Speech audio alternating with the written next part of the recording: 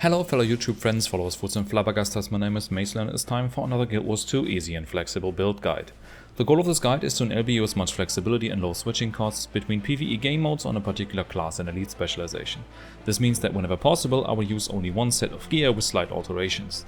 To accomplish that goal I suggest gear that allows for high damage and the necessary defense/support is accommodated for through traits, food and skill changes only.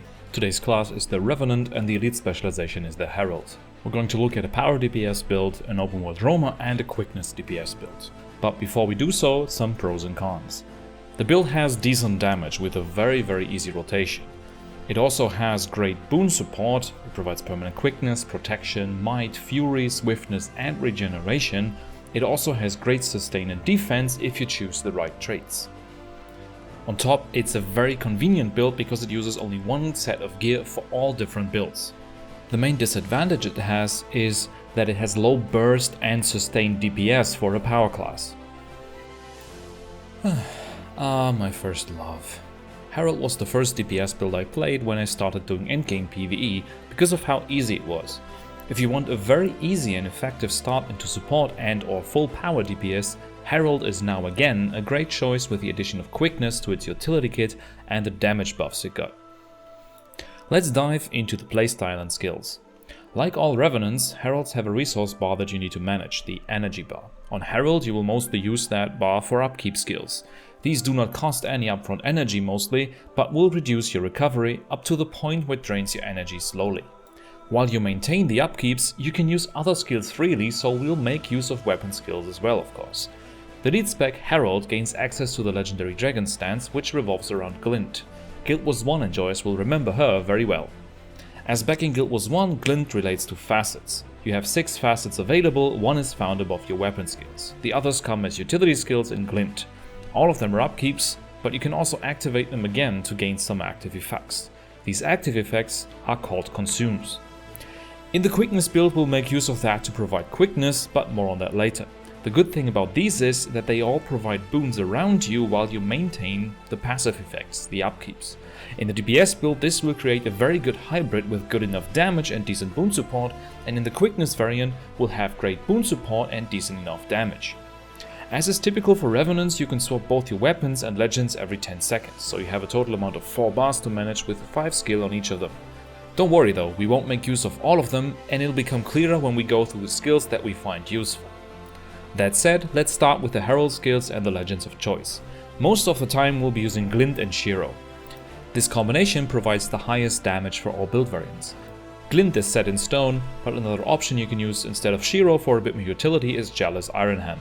Jealous allows you to provide stability and is only a relatively small DPS loss over Shiro, so it can be very well worth taking. Alright, let's go through the Herald and Legend skills. We won't go through all of them now, just the ones that we'll use frequently. In Glint, however, we will use all of them. They all provide very useful boons. Facet of Light provides regeneration passively and converts all incoming strikes to healing for a few seconds when you use to consume. Facet of Darkness provides fury and applies vulnerability on the active skill. Facet of Elements grants swiftness through the upkeep and then does damage and applies conditions on the active. Facet of Strength pulses out might and does strike damage upon activation. Finally, the elite is Facet of Chaos. This pulses protection on its upkeep and applies a knockback and strike damage to enemies upon activation. It will also grant allies 5 seconds of super speed upon activation, which is also pretty cool. Finally, Facet of Nature does different things depending on the legend that you currently use. For us it's mostly going to either increase boon duration for allies by 20% in Glint, this can go beyond the 100% cap by the way, or it will make allies steal health with their attacks in Shiro. The active effect in Glint is very useful in the open world / quickness builds because it extends all boons on allies by 3 seconds and applies quickness too. Especially in solo scenarios with the trait Draconic Echo, we can use all facets on cooldown to maintain regeneration, swiftness, fury, lots of might, protection and quickness on ourselves and allies very easily. Draconic Echo will keep the facets pulsing for 6 seconds after you activate them again, meaning that it negates some of the inherent trade-off that they have. And the good thing is, all these boons are shared with nearby allies, so you make every ally around you stronger as well. Activating all upkeep skills aside from Facet of Light, including the ones in Shiro and Jealous, can be done while doing other things as these don't have cast times. The usage of these facets is different depending on the build though. On the DPS build, we'll use them for the passive damage gain when using the trait Forceful Persistence that boosts all damage based on the upkeep skills we maintain. So there, we'll try to keep a few of them active as long as possible and only use the active effects before swapping to another legend. Then, once we go back to Glint, we'll activate a few of them again and repeat the process. In Shiro, the only skill we'll actually use is Impossible Odds. This is another upkeep skill that makes you strike enemies another time when you deal strike damage to them, with a quarter of a second cooldown. This is a substantial damage gain in the power DPS world, so make use of this. In the optional Jealous Legend, we'll use two skills, Vengeful Hammers, which would be replacing Impossible Odds, and Inspiring Reinforcement. The first is another upkeep that does damage, reduces incoming damage and heals you, and the second grants allies pulsing stability, allowing them to ignore incoming CC for a good amount of time. So far for the legend skills, let's move on to weapon options. The bread and butter for this build is double swords. These deal by far the most damage and are, therefore, the default option. The auto attack chain does great damage on its own and applies vulnerability and chill. Chilling Isolation, the second skill, also does great damage, and even more when it only hits one target. This is also dirt cheap, which is why it's gonna be used on cooldown in all legends. Sword 3, Unrelenting Assault, is a very useful evade. Note, however, that this has a slight ramp-up time during which you are still vulnerable, so you need to have quick reaction times if you want to prevent being CC'd or damaged in general. Shackling Wave is the strongest damage skill that also applies Immobilize and Vulnerability. This is only used in Glint due to energy restrictions in Shiro. That also applies to Death Strike Sword 5. Death Strike is great because it doesn't have a cast time and does great damage. It's a shadow step, so it'll also teleport you to the target, which makes it a great combat opener. It also grants Fury. The other weapon options I can recommend for different situations are a shield on the offhand and a staff. Shield allows for higher protection uptime, additional self heals and a block on demand. This can be used well whenever you don't really need the damage from the sword offhand. As the second weapon set, I can only recommend Staff. Staff provides a lot of useful tools like a short cooldown block, small heals, and one of the strongest CC skills in the game, Surge of the Mists. Especially Staff 5 is a good backup because this build lacks in terms of the CC department, so in case CC is required, quickly swap to Staff and use Surge of the Mists. Let's move on to gear. Gear on Power Herald is pretty simple. It's full Berserkers with Scholar Runes on it. The great thing about Herald is that you can use full Zerker gear on the Quickness build too, since you'll be able to maintain Quickness easily with it. You're also pretty much exactly at the crit cap. You can also use a helmet with dragon stats on it to be at exactly 50% critical chance and gain another 330 health, but it's not required. If you want some wiggle room so that you're able to swap to another legend though in the Quickness build, you'll need to mix in a few pieces of Diviner gear. It's best to start with a chest, amulet and weapons, especially given that you need an accuracy sigil to crit cap with that anyway. That'll put you at 40% boon duration roughly, which is enough to be able to swap every once in a while.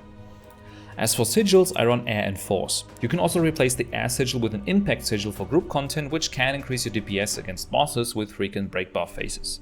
The consumables are pretty standard, running Power and Ferocity Food and a potent Superior Sharpening Stone or any equivalent to it. You shouldn't really need more survivability, since you'll have a very high protection uptime and lots of self-healing in the open world build through the trait choices that we're making. And that brings me to trait choices. As always, I won't go through all traits, just the ones that affect the general playstyle. The 3 specializations are set in stone. We'll always use Devastation, Invocation and of course Herald. Devastation drastically increases your strike damage dealt to high health enemies, low health enemies, and strongly increases your power by making Might apply more power to you. It further boosts your damage against enemies affected by vulnerability. By default, you should always go with the damaging traits, so the middle line. If you want more self-healing at the cost of some damage, go with Dance of Death instead of Swift Termination. This will cause you to steal health from enemies through battle scars, applying 1 stack for every stack of vulnerability you cause. Your sword auto attacks cost 3 stacks of vulnerability per chain, Facet of Darkness causes 10 stacks upon consumption, Shackling Wave also causes 8 stacks, and Exposed Defenses also causes 5 stacks. So you have quite a lot of vulnerability sources, making this a very convenient way to heal yourself. Next up we got Invocation. Invocation centers around Fury and higher crit chance in general. It will also increase your strike damage dealt while you have Fury and while you have high health. The Grandmaster trait Roiling Mists alone supplies 25% crit chance, equaling 525 precision. I don't think there are many other traits with such a high stat density. With this trait you only need 50% crit chance as the base value to crit cap. You'll have permanent Fury anyway, which is pretty much exactly what you get by using full Berserker gear. Finally, we have Herald. Herald is a very sturdy elite specialization that has some support built in, which is very neat in group scenarios. You gain 8% boon duration naturally and deal more damage per boon on you, and you have a 10% health amplifier. For the DPS build, we'll be running Elder's Respite, Shared Empowerment and Forceful Persistence. Elder's Respite empowers your regeneration strength and grants regeneration when your health is low. Without healing power amplifiers, your regeneration won't do much, but it's better than nothing, right? Share Empowerment applies might to up to 5 targets including yourself whenever you apply a boon to yourself with a 1-second cooldown. Since you apply tons of boons to yourself, this is pretty much mandatory to maintain might on yourself and boost allies so that you can maintain up to 21 stacks of might on average without any additional boon duration on the entire subgroup. Forceful Persistence as the Grandmaster trait grants you increased strike damage. It's 5% per upkeep Herald skill and 50% for other upkeeps. Generally, we'll maintain 20% with this on the DPS build, 4 Herald upkeeps in Glint and 1 Herald upkeep and Impossible Odds in Shiro, which is pretty damn great. For the Quickness DPS and Open World Roamer build, we'll swap to Draconic Echo, which brings me to how to quick DPS. The Quickness build changes how the rotation flows. With Draconic Echo, you'll maintain your facets after casting their Consume skills, so you keep supplying boons for a good time after that. Draconic Echo also makes you apply 2 seconds of quickness to allies whenever you use a Consume skill, which is the main source of quickness that we rely on.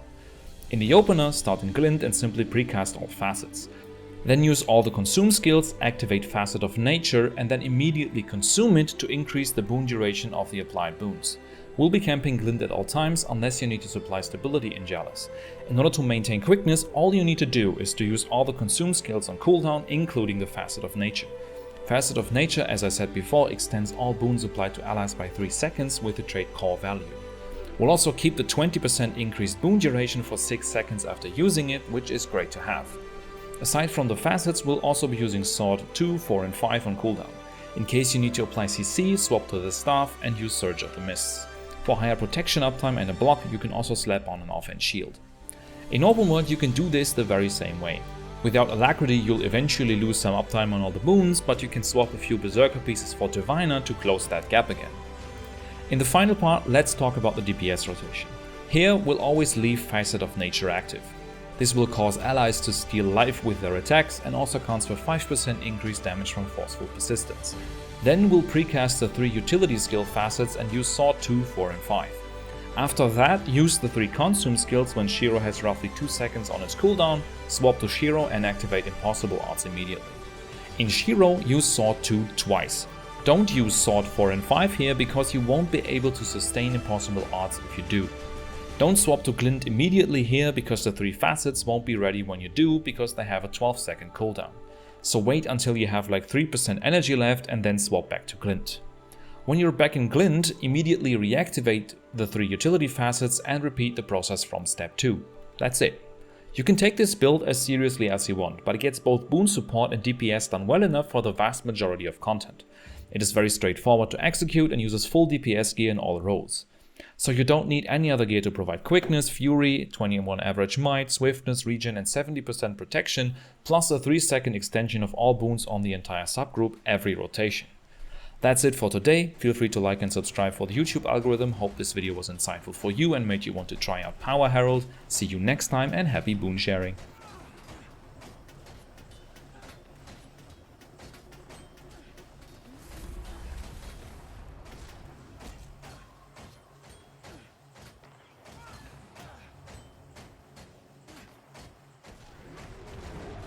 I demand that you release me.